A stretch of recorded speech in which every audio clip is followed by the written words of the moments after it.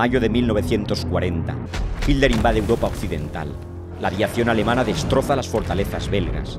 Los tanques atraviesan el bosque de las Ardenas. Francia, paralizada ante la guerra relámpago alemana, no entiende por dónde le llega el golpe fatal. Ese mismo día, en el Reino Unido, Winston Churchill es nombrado primer ministro. Muchos quieren pactar con Hitler, pero Churchill se yergue contra el vendaval nazi y proclama su objetivo: la victoria a toda costa, la victoria a pesar del terror, la victoria, por largo y duro que sea el camino, porque sin victoria no hay supervivencia. Pero ¿cómo pudo Churchill, en 1940, resistir solo contra Hitler? Acompáñanos a vivir la historia del hombre que salvó a Europa del nazismo. ¡Maldita sea! Winston Churchill nace en 1874, en el Palacio de Blenheim, el Versalles inglés, que la corona británica regaló a su antepasado, el duque de Marlborough. Desde su nacimiento, Winston pertenece a la cima de la pirámide social del Imperio Británico, que en 1919 gobernará sobre una cuarta parte de la población y del territorio del planeta. Ese origen aristocrático le infunde una confianza feroz en sí mismo, que lo sostendrá en sus horas más oscuras. Su padre es un político ambicioso. Su madre es una celebrity estadounidense, famosa por sus fiestas y sus romances con diplomáticos. Vamos. Ninguno de sus padres le muestra afecto. Desde el internado, Winston les escribe cientos de cartas, suplicando atención, cariño, una visita. Ellos casi nunca le responden. A los 16 años, escribe a su madre: Mi querida mami, nunca hubiera creído que serías tan cruel. Me siento destrozado. Déjame al menos pensar que me amas. Su padre, en una carta, lo amenaza por sus malas notas. Te convertirás en un mero derrochador y degenerarás en una existencia miserable, inútil e infeliz. No sea cruel. Winston crece en la Inglaterra victoriana, que adora al Imperio Británico como una religión laica.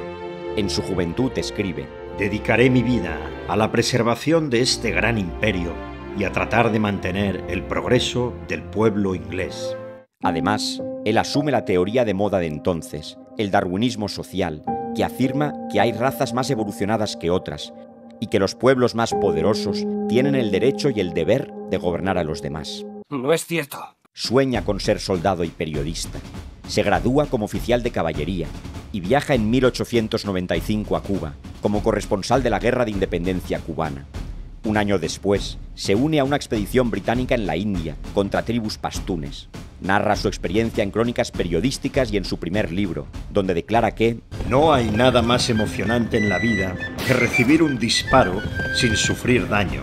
¡Qué divertido! Participa luego en la campaña de Sudán, donde cabalga en la última carga de caballería del ejército británico. Y en 1899, con 25 años, viaja a Sudáfrica como corresponsal de la Segunda Guerra Boer. Es entonces el periodista de guerra mejor pagado del mundo. Pero su aventura empieza mal. Los bóeres descarrilan el tren blindado en el que viaja y tras un tiroteo, lo capturan. Un mes después, se fuga por la noche de la prisión de Pretoria. Cruza a pie cientos de kilómetros, sin mapa ni comida. Se esconde en un tren de carbón y escapa de la zona enemiga. Su fuga causa sensación en la prensa británica. Se convierte en un héroe nacional. Es un puñetero héroe de guerra. Impulsado por esa fama, entra en política como diputado conservador. Esos años se pasa al Partido Liberal y ocupa cargos clave: viceministro para las colonias, ministro de Comercio y ministro del Interior. En 1908 se casa con Clementine, una mujer culta e inteligente, con la que tendrá 5 hijos y compartirá su vida hasta el final. En 1911 le nombran primer Lord del Almirantazgo. Moderniza la Royal Navy, convencido de que se acerca el choque de potencias. En 1914 estalla la Gran Guerra. La flota británica domina los mares, pero en las trincheras de Francia y Bélgica, decenas de miles de soldados mueren cada mes por unos metros de barro. Y a Churchill se le ocurre una idea audaz. Se te ocurre otra brillante idea. Una idea especial. Propone golpear al Imperio Otomano donde menos lo espera, con un ataque naval y terrestre a través del estrecho de los Dardanelos, para tomar Estambul y acortar la guerra. Pero la campaña de Galípoli se convierte en un desastre. Las minas y los cañones del estrecho frenan la ofensiva naval.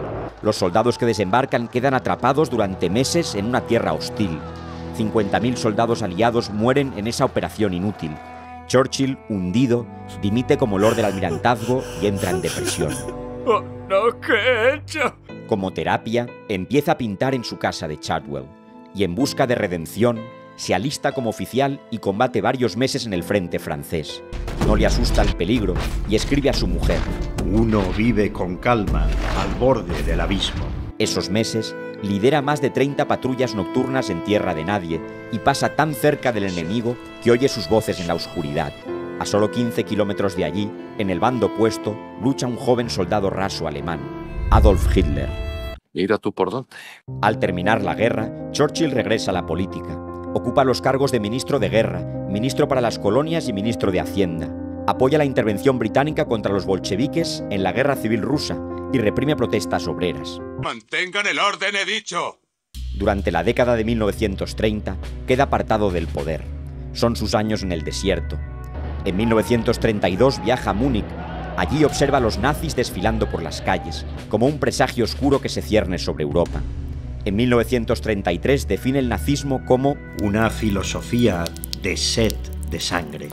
En 1934 llama a Hitler gánster y desenmascara en el Parlamento y en la radio el verdadero rostro del nazismo. Son un grupo de hombres despiadados que predican un evangelio de intolerancia y orgullo racial, sin freno alguno de la ley, del Parlamento ni de la opinión pública. Ahora se están armando a toda velocidad y frente a estos hechos, vuelvo a preguntar, ¿qué debemos hacer? Durante años, las advertencias de Churchill sobre el peligro nazi y la necesidad de rearmarse caen en saco roto. Se le ignora, se le llama belicista y alocado.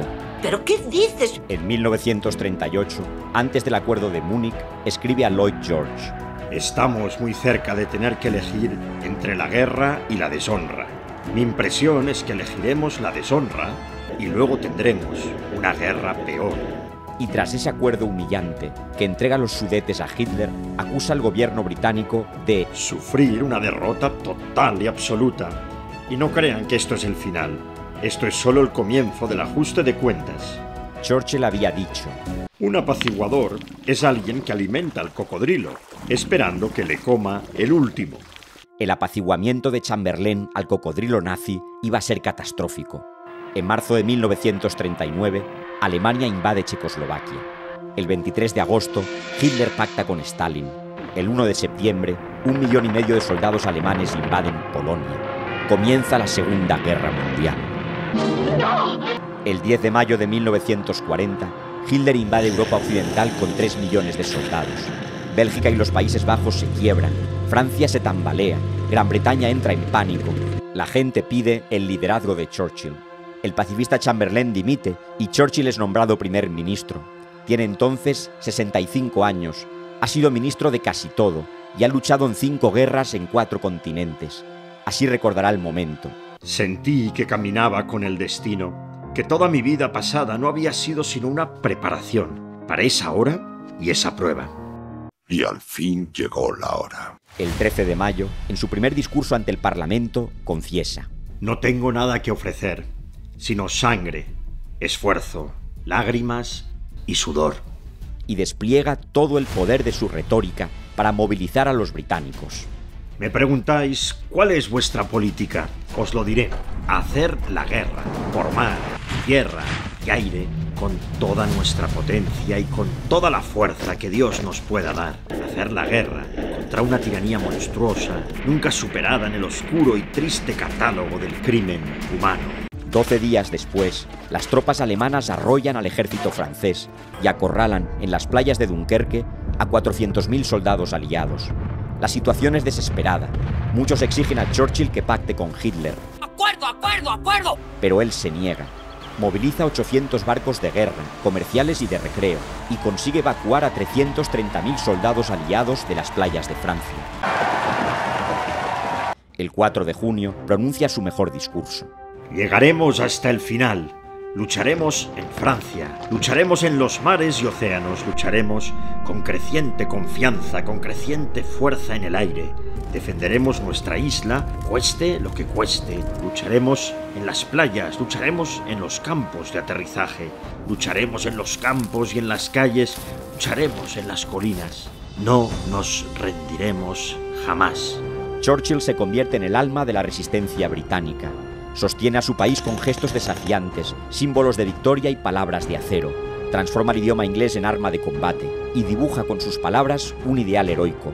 Si el Imperio Británico y su Commonwealth duran 1000 años, los hombres dirán, este fue su mejor momento. Tras la batalla de Inglaterra, celebra el sacrificio de los pilotos británicos con esta frase lapidaria: Nunca tantos debieron tanto a tan pocos. Los primeros años de la guerra son desastrosos para Gran Bretaña. Hitler bombardea Londres 2 meses seguidos. Los submarinos alemanes hunden miles de barcos aliados. Rommel humilla a los británicos en el norte de África. Los japoneses arrollan a los británicos en Malasia, Singapur, Hong Kong y Birmania y capturan a 130.000 soldados. No tengo la más mínima esperanza. Pero cuanto peor es la situación, más alienta él a su pueblo. Nunca cedas ante la fuerza, nunca cedas ante el poder aparentemente abrumador del enemigo. Hitler no soporta a Churchill, le llama borracho y se pone rojo de furia cuando lo menciona. ¡Van a pagarlo con su sangre! A partir de 1941 se unen a la lucha los Estados Unidos y la Unión Soviética. Churchill aborrece el comunismo, pero necesita a Stalin como aliado.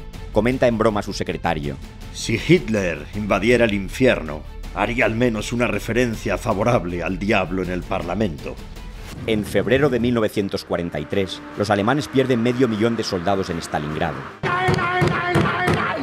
2 años después, la superioridad económica y militar de los aliados doblega a Alemania y Japón.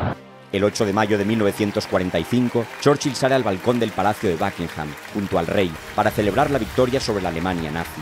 El 14 de agosto, tras las bombas atómicas de Hiroshima y Nagasaki, se rinde el Imperio de Japón. ¡Victoria! Churchill, que durante la guerra tiene una aprobación del 80%, pierde las elecciones de 1945. La gente, cansada de privaciones, elige un gobierno laborista. Él acepta la derrota con elegancia. La democracia es el peor sistema de gobierno, con excepción de todos los demás que se han inventado. En 1946, en los Estados Unidos, Churchill advierte del nuevo peligro, el comunismo soviético. Desde Stettin en el Báltico hasta Trieste en el Adriático, ha caído sobre el continente europeo un telón de acero. Así es como muere la libertad. Fue de los primeros en predecir el horror del nazismo. Ahora es también de los primeros en anunciar la Guerra Fría, que durará 4 décadas más. Me encontré con otra guerra. Churchill sigue escribiendo, hasta publicar en total 38 libros, y en 1953 recibe el Premio Nobel de Literatura. En los años 50 vuelve un tiempo al poder, pero su salud se debilita. Finalmente, se retira de la política y muere en 1965, a los 90 años.